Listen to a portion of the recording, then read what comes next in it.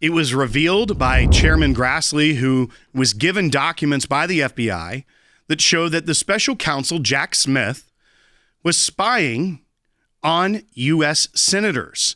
There were 8 U.S. senators and 1 U.S. congressman, all Republicans, no surprise there, by requesting over 2 years after the phone records, they call it toll data, which would be the locations, the durations of calls, and who the senator was calling from their cell phones to get information as a part of this Arctic Frost investigation that Jack Smith was heading up as special counsel. We've got a list. Tap my phone, tapped Lindsey Graham's phone, tapped Marsha Blackburn's phone, tapped 5 other phones of United States senators.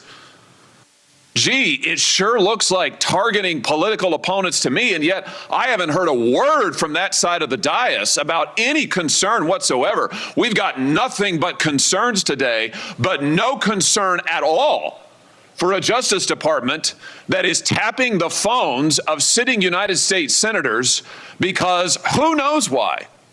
They don't like them. They're members of the opposition party. They're Republicans. They're conservatives. You've seen this document, Attorney General Bondi. Well, what was going on here? Who ordered this? Who ordered the tapping of the phones of United States senators? Senator Hawley, I cannot discuss the details of that right now for very good reason. You're going to do a thorough investigation into this, I trust. Is that correct? We will be looking at all aspects of this, and I have talked to Director Patel at length about this. It's refreshing to not have Merrick Garland up there trying to answer these questions. Yes. Naturally, the Democrats would be covering for him as well if this was to arise. Yeah, she went a little further there. She said, it's being investigated. Right. So we could say, is it a criminal investigation yet? We don't know. It's likely not at that point yet. But if the Department of Justice is leading an investigation of conduct by a special counsel appointed through the DOJ who utilized DOJ officials and the FBI, it's certainly, and it was a criminal investigation, then if there was wrongdoing there, it would be criminal conduct. I mean, listen, this is very serious. And again, to underscore the importance of fighting back here is not just to protect the senators' constitutional rights, but all of our constitutional rights.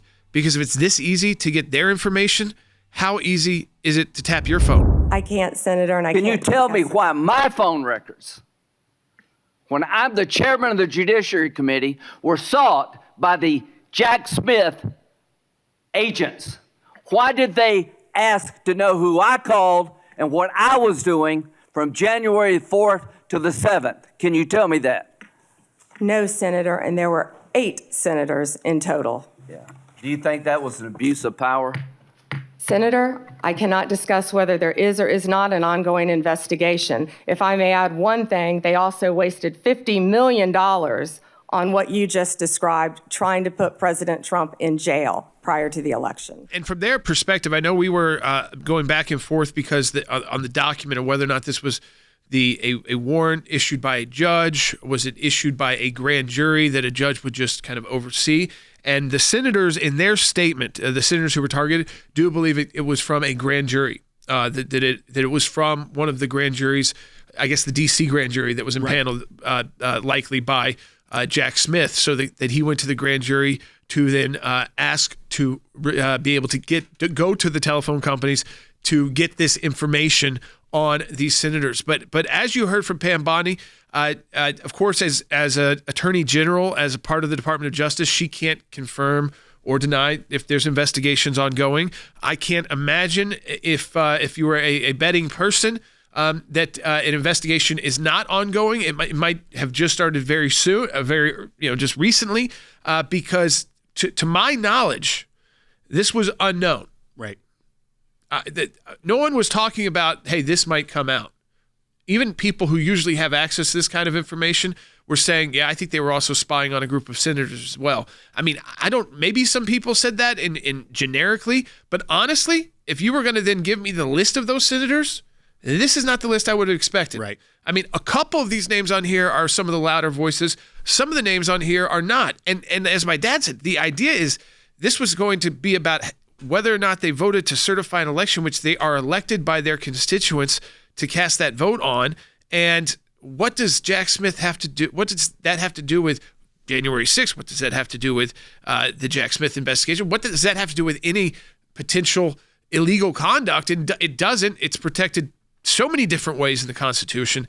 And it should just, again, it's something that should never happen in the United States. It's harder and harder for law enforcement to get away with. Maybe it's easier for them at the time because the data is more accessible. You go to the grand jury, you can grab the data easier.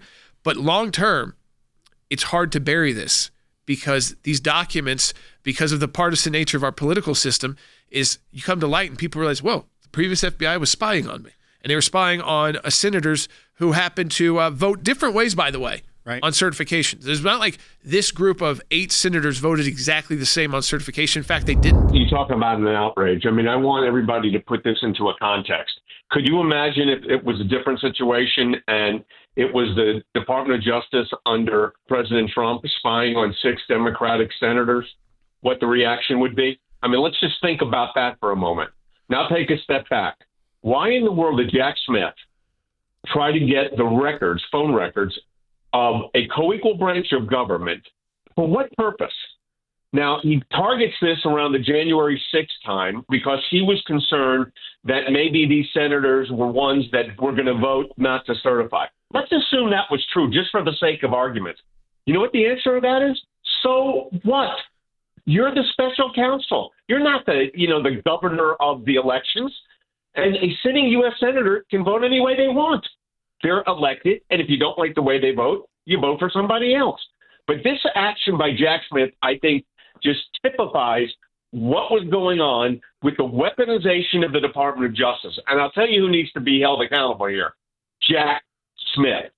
And I asked our team yesterday to start a process of, we'll start with a FOIA, Freedom of Information Act request, to find out exactly whose idea Arctic Frost was and what they were up to. But this should be sending shockwaves to members of Congress, Republican and Democrats. Kash Patel put out on X that as a result of our latest disclosure about the baseless monitoring of members of Congress by the prior leadership team of the FBI, we have already taken the following actions.